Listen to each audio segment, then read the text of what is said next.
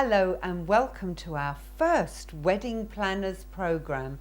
I'm really excited today because we have Gillian Atacocuau with us today. That was wrong, wasn't it, Well, Gillian? it doesn't matter. I'm so sorry, thank you. It's fine. Well, welcome Gillian, Thank you, and I'm so pleased to have you here today. Now, Gillian is a wedding planner. Felixstowe has its own wedding planner. I think that's brilliant. I actually thought wedding planners were only in America, so I'm quite amazed, Gillian, that we have a wedding planner. We do, yes, we Yes? do. There's a whole sort of alliance in the UK now, which was set up by wedding planners for people that want to do a course and actually become qualified wedding planners. So I'm one of them. Oh, so you're qualified Yes, and yeah. registered? Yes, that's right. Fabulous. Right, I'm really excited. So you live in Felixstowe? I do, yes. I'm originally from London, but now live in Felixstowe. Yeah. Oh, how many years have you been here? I've been here about 5 years, living here. Oh, so you're nearly a Felixstowean. Almost, yes. Getting there. Isn't it a wonderful place? It is, yeah. It's a nice little town to live in. Wonderful. Yeah. So tell me, Gillian, why did you become a wedding planner? Well, back in the early 2000s, I was living in Turkey. I was married to a Turk at the time, and we had our own boat business, and it was a 23-metre long sailing boat with an engine. And originally we used to do daily boat tours around a place in the southwestern part of Turkey called Fethiye. And then we became approached by a couple that wanted to have an engagement party privately on our boat one evening. And we obviously agreed to that, and we did all the decoration and the catering and the flowers for that. And then that sort of snowballed, word of mouth got round, and people started to have their weddings on board the boat. So although at that time I wasn't qualified as a wedding planner, that was where my sort of wedding preparation experience came from, and I enjoyed it so much that when I did come to live in Felixstowe, I decided I wanted to do a course in wedding planning, and that's how I became qualified. Wonderful. So tell me how I've got engaged. I've got the ring. Yes. We've got an idea of when we want to get married. Right. What do I do first? Well, I mean, first of all, a couple has to decide that they want a wedding planner, and then they'd approach someone like me. Right. There's a different sort of stage that you can opt to have a wedding planner in. You can ask a wedding planner to do your full wedding, and in that sense, the wedding planner might be working sort of maybe 2 years, 18 months or a year before the wedding takes place. Or you could hire a wedding planner to do a partial wedding, in which case he or she will be helping you out maybe up to a year in advance or a few months before your wedding. Or you can have something called on-the-day wedding planning, which is a bit misleading because it isn't actually on the wedding day, but it is a few weeks before the wedding. And this could be because the bride and groom have tried to do most of the arrangements themselves. Maybe they found it too stressful, too time-consuming, or something's gone wrong, and they just need a bit of expertise and experienced help. So that's when they might call in a wedding planner. Oh, that's a good idea. So if you've got an emergency. Kind of, yes, yeah. It might just be with one aspect of your wedding.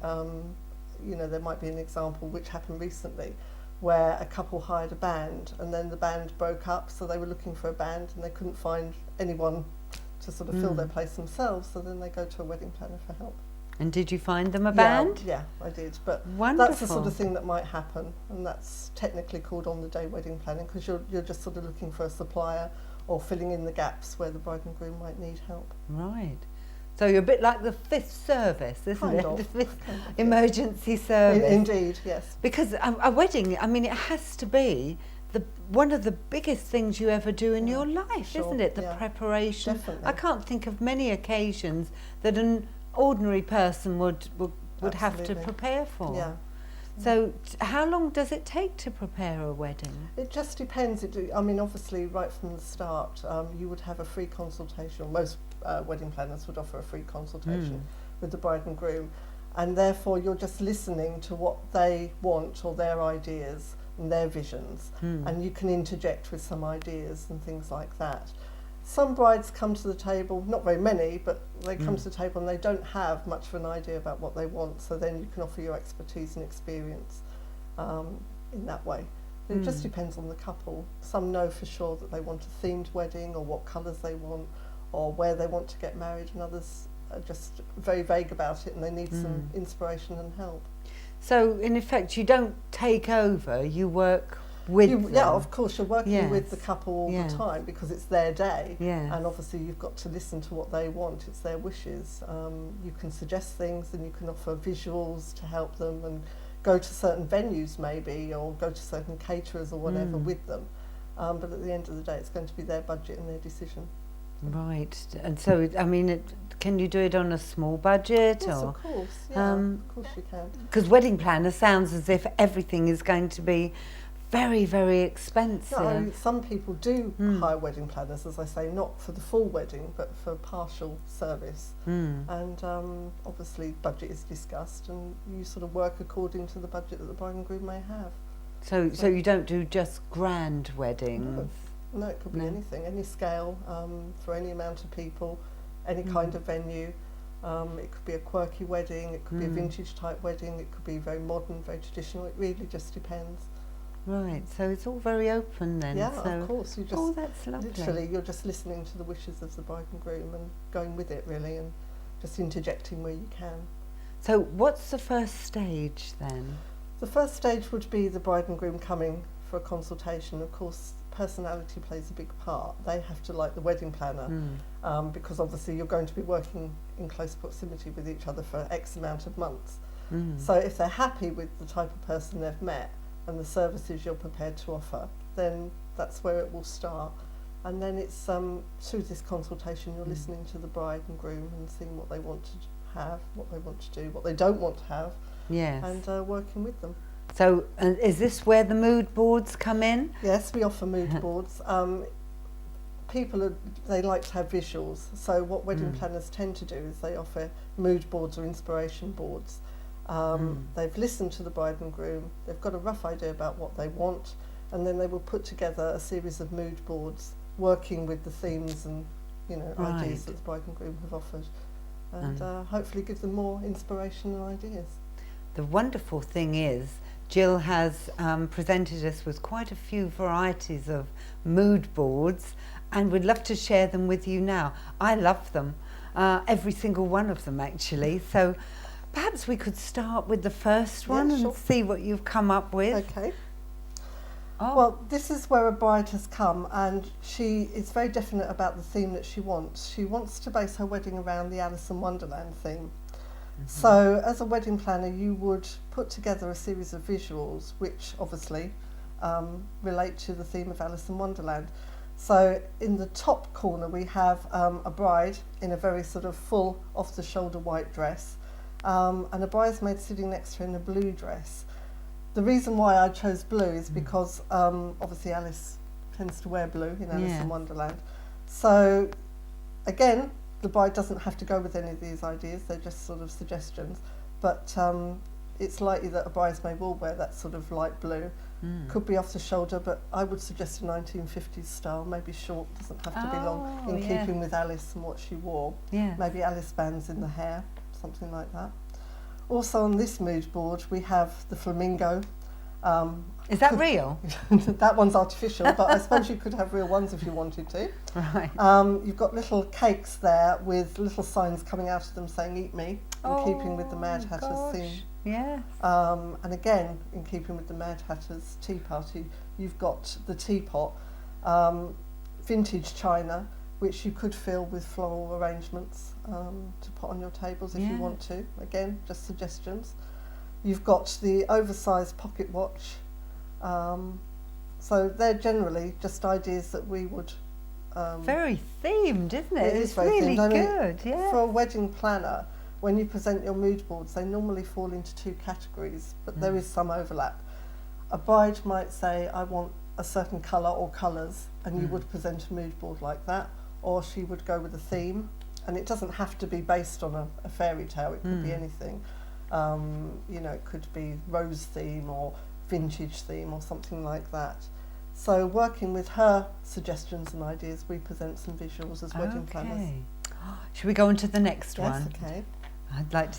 Again, this is another Alice in Wonderland theme, but slightly different suggestions there for the bride.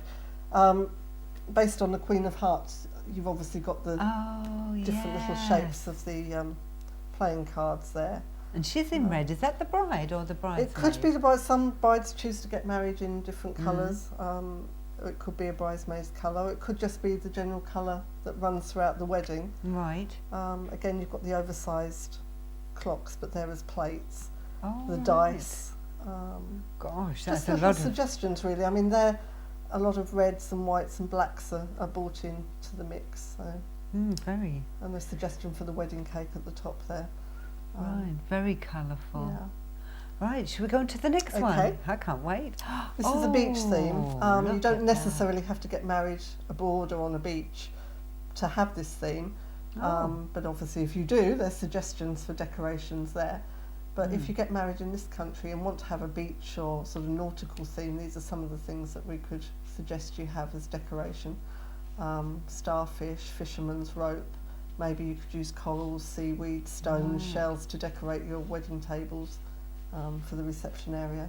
This is all outside as well. This is all outside, Yes. but as I say, if the bride wanted to have a beach theme or a shell theme in this country, we'd work around that.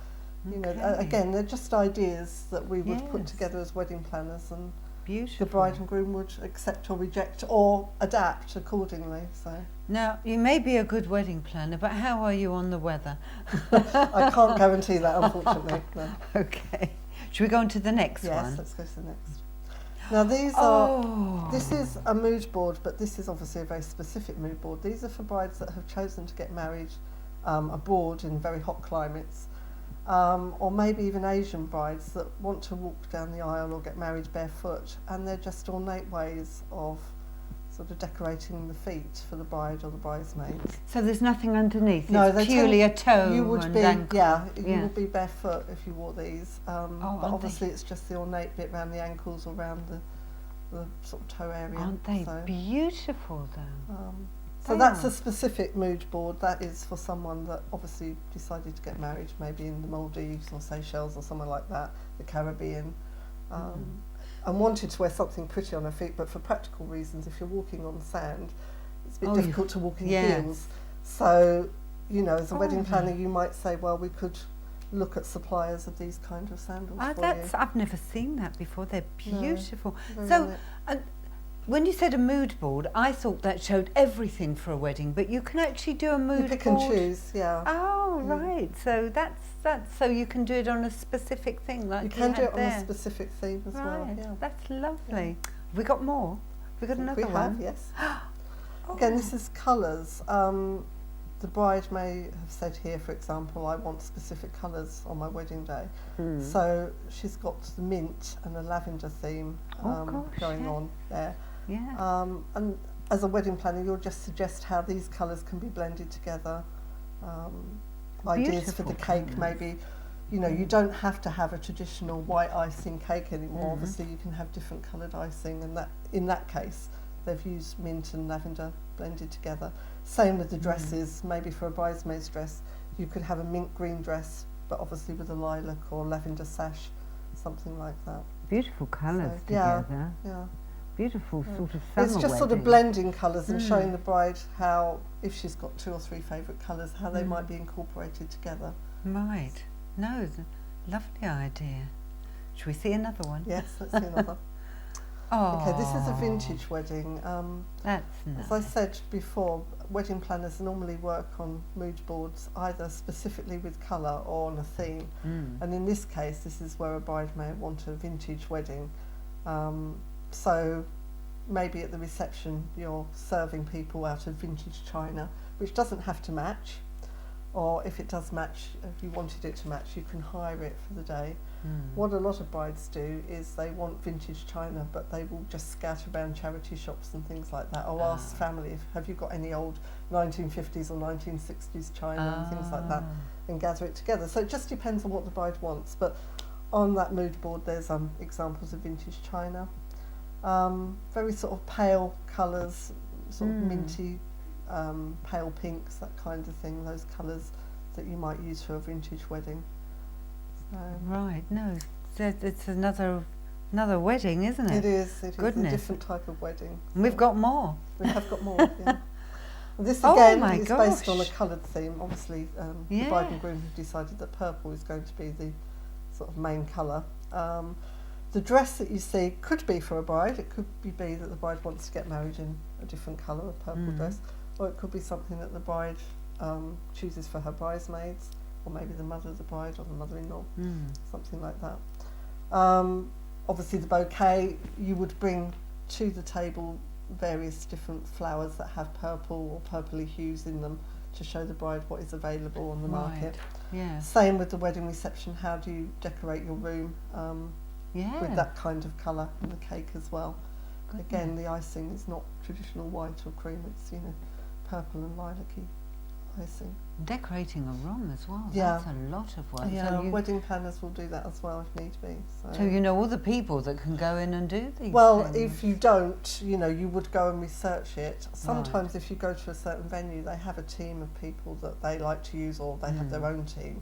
But again, it's all through negotiation, what the bride and groom want, and what the venue will allow, really. So, but most things you can you do. work around, Yes. you work around, you negotiate and you work around. It always used to be carnations. Yeah, you see the buttonhole there is an orchid, that just something a little beautiful? bit different rather than a rose or a carnation. Well, it definitely And gives although the that bride. isn't particularly purple, it's sort of just a contrast, obviously showing up on the groom's dark suit. So they're just little ideas that we will bring together as wedding planners. Yes, And, no, that's will give a bride a really good idea if she yeah, it's wanted just that trying colour, to give them doesn't it? inspiration, really. Yes. And they either accept it or reject it, really, or, you know, A lovely re-alter dress. it. Yeah, it's a beautiful dress. It is, so it's gorgeous. it is lovely. You could use it afterwards as well. Well, couldn't exactly. you? That's why some brides are choosing nowadays to get married in colours that aren't white or cream. And also there's a trend for 2015 where metallic colours or very pale colours are coming into force as wedding dresses. I think that's our next programme, isn't it? Is, Yes, yeah, I we'll can't probably wait for discuss that. in the future. So yeah. I wonder if we got any more. I'm not sure where we are. Oh, Well, this is a goldy coloured theme, sort of creams and golds. right. You don't, I put this in because it just shows you don't have to have a full picture. Down the bottom you obviously see lots of dresses, the hems of dresses and legs. And it's just really to show a bride the blend of colours. If she's in a sort of white or ivory gown, maybe with embroidery of gold on it, how the bridesmaids can blend in by wearing short dresses, even not even long. right. Sort of a golden ivory theme. She's got a lot of bridesmaids there, She hasn't has, she? yeah. And just little accessories. Obviously, you've got the flowers there. You've got how a room might be decorated. Very opulent. Yeah, It very looks opulent. beautiful, doesn't it? I love the flowers So as they are well. beautiful. Yes. Oh, And you've got two different types of floral arrangement now. Obviously, you've got the cream roses there, and then this one is a bit more sort of rustic. that does look a the beautiful shells and- setting. Yeah. So really, a mood board will just be based on what the bride and groom have told you they want, and then as a wedding planner, you go away and you sort of put a series of pictures and ideas together, Right. and say, well, this is. But what very we want. creatively, if You I do may have to say be quite so. creative Yes. as a wedding planner, yeah. You do. Because it could be a disappointment on the day if you've chosen a colour and you.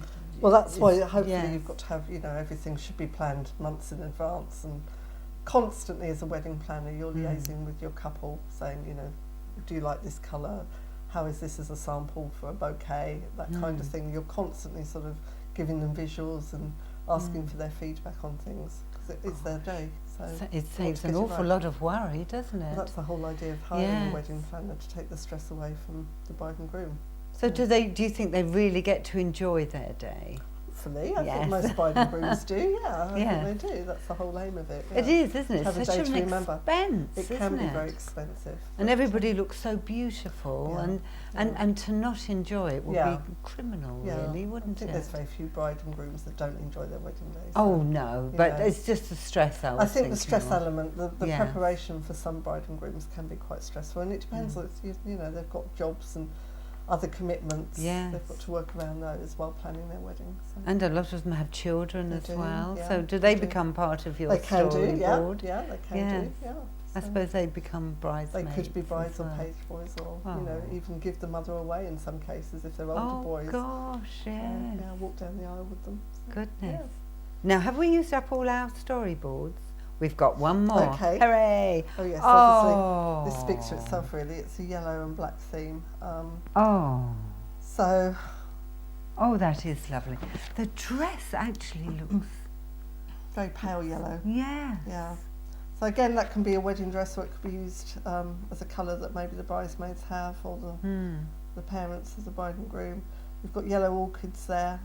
That's just a bit different from having maybe yellow roses or yellow carnations, something a bit more oriental.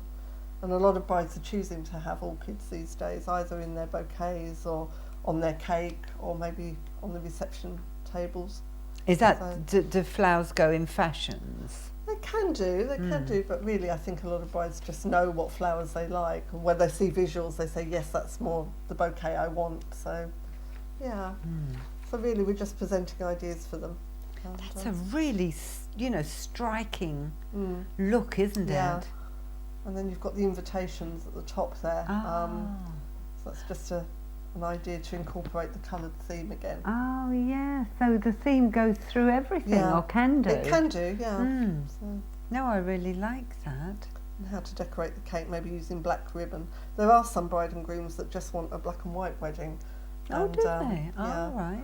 So a friend of mine is a photographer, and he went to a wedding just to photograph the bride and groom, and she was in black, and all their table decorations were white and black. So very stunning, yeah. A bride in black? Yeah. You just don't think of that. You wouldn't, no, but there are some brides that do like to get married in more sort of non-traditional colours, so yeah.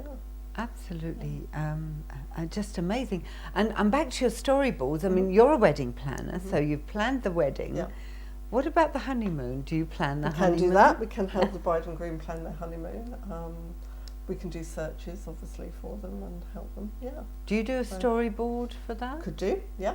Yeah, I mean, basically, mood boards can be done for anything. Oh, mood boards, I beg your pardon, yeah. They can be done for anything. As I said with the sandals, the Caribbean type sandals, if there's a specific thing that a bride wants us to work on, we can do that. Wow. So we can research it. And what about the mother of the bride? Do you actually work with the mother of the bride? Yeah. You can do anything. Well, literally, you have to be flexible and adaptable enough to do whatever your couple want, because obviously they're paying, for your services. So if they want you to work with various members of their family as well as them, you would do that. And if it's just specific to the bride and groom, you just do that. Really, they're your clients, so you would work with them. Right. And do as much or as little as they demand, really. So if you're a full wedding planner, you've done everything. Yeah. Do you attend the wedding? Yes, you would. Yeah. Because literally, you have to be technically on call for anything. Right. It could be as simple as calming the bride down, making sure that all the suppliers that you've got for the day are in the right place, doing the right thing. There's no hiccups, or if there is a hiccup, you have to try and sort it out. So yeah, you need to be on call. What if something's got ripped or torn? Because those dresses, look to me, you're going through streets, aren't you? Yes, exactly. Yeah, getting in and out of maybe cars or on a carriage or something. Yeah. As wedding planners, when you do the course, you're advised to have a little sort of emergency pack which you take with you on the wedding day, and that would include things like sewing kits, scissors, stationery items, maybe glue, sellotape, that kind of thing, because you never know what's going to go wrong from the time the bride starts to get ready to the reception ends. Anything could happen. So literally you've got to have a little sort of an emergency kit with you, just in case.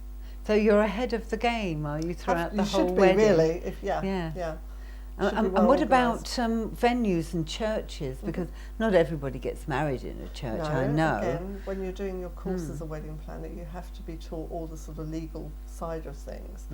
Of course, not everyone is a Christian, not everyone wants the traditional white wedding in a church. Obviously, you learn about that and you learn about the legalities of it, but you also have to study other faiths. So maybe a Jewish religion, a Hindu religion, wedding, that kind of thing, civil ceremonies, all that kind of thing. They all come into play when you study to be a wedding planner. So you know all the right ways, and you learn about it, and then obviously if you get clients through your door that are maybe, I don't know, Jewish, you would obviously, go with what they want according to their religion and their ideas. And you know what to do, and oh goodness, you have to know a lot of different things. Yeah, there's a lot of sort of legal aspects to it, obviously, and if people want to get married abroad, you have to know what documentation they have to submit and to what authorities. And of course, every country might have a slightly different set of regulations, but generally you have to know what's required. Yeah. So in our further down the series, we're going to do one on weddings abroad, aren't we? Yes, particularly Turkey. Yes, Turkey. You specialise in well, Turkey. because I lived there, and as I said earlier, we planned weddings there. So yeah. I really look forward to that. Yes. Oh, goodness me, there's so much and we haven't even got to the anecdote of the week. Oh. We're having an anecdote of the week because there's always something you should remember that most people will most probably forget. Well, there's two I have for you today. One is a very practical thing. If you're going to your wedding reception and maybe you're having a sit-down meal, always ask the caterers if you can have a spare seat or an area where maybe one guest or a few more guests, if they turn up unexpectedly to you, can be seated. Sometimes it happens that people send the RSVP back and it gets lost in the post or something happens to it, doesn't get accounted for, and then they turn up at the wedding and of course there's no meal for them or no place at the reception table.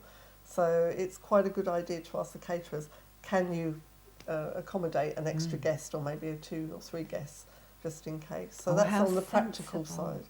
But on a more sort of humorous side, there is a Scottish tradition which I always remember reading about when I was studying for a wedding planner, which is preparing, ideally, a bride for married life. And it's a bit cynical, really, but before she gets married, traditionally in Scotland, maybe the groom or members of her family will pelt her with things like tomatoes and eggs. And it's meant to be, if she can cope with that, she can cope with anything throughout marriage. Oh my goodness, poor girl. Yeah, exactly. So they're my 2 anecdotes for this week. This is before she gets into a wedding before dress. She gets married, yeah. Definitely, yeah. And she still marries him after that? Well, who knows, hopefully it all goes to plan. Oh, do you know this, I am at a loss, I have to tell you, because there is so much to talk about in a wedding, isn't there? There's hats, there's dresses, there's bridesmaids, there's cars. Yeah. There's place settings, there's presents. Oh dear, I can't wait. Yeah. So I'm really excited by it all. So next week we're going to be doing wedding dresses and I can't wait. I've seen some of them, they're gorgeous, gorgeous. So we'll be doing wedding dresses next week. But what's that other bit we're doing after the wedding dresses next week? Well, there's a type of photography which originated in America, which some people may have heard of, and traditionally it's called trash the dress wedding, and it's basically post-wedding photography. So after you've had your wedding day, some brides might want to go back to a photographer and have a special set of photographs taken, showing them in their bridal gown. But with trash the dress, it's a bit different because the photographer literally trashes the dress or ruins the dress. It's also termed Fearless Bride, and basically what can happen is the bride can be taken out to an area where there's water and be asked to sort of go into this pond or whatever. She could have paint thrown over her, she could be submerged in mud. So technically when she comes out she has a set of unusual and artistic photographs, but the dress may be ruined. So she has to be prepared for that. So we're looking at sort of post-wedding photography, the different types of photography, including the Fearless Bride type, and some that aren't quite so adventurous.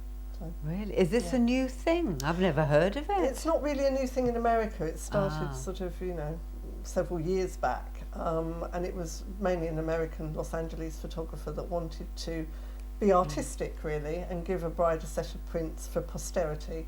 So she may have a ruined dress, but she's got a set of really artistic photographs. And that's where the craze sort of came from. Really? In this country, you haven't really caught on to it so much, but there are photographers out there. And in fact, there's, a local photographer that I know does this kind of thing. Really? Yeah. So for any sort of daring artistic bride out there, it might be something they want to consider after their wedding. We'll show pictures next week, shall we? Yeah, we will. So. Well, do you know what? That's half an hour. Didn't that go quickly? It went really quickly for me. We've hardly touched on anything yet, so I can't wait for next week. And Jill, you're going to tell us next year's trend in dresses? Yes, for bridal dresses, yeah, and look at some accessories as well. Fantastic. So I hope you enjoyed this programme, and I look forward to seeing you next week. Thank you for joining us. Goodbye.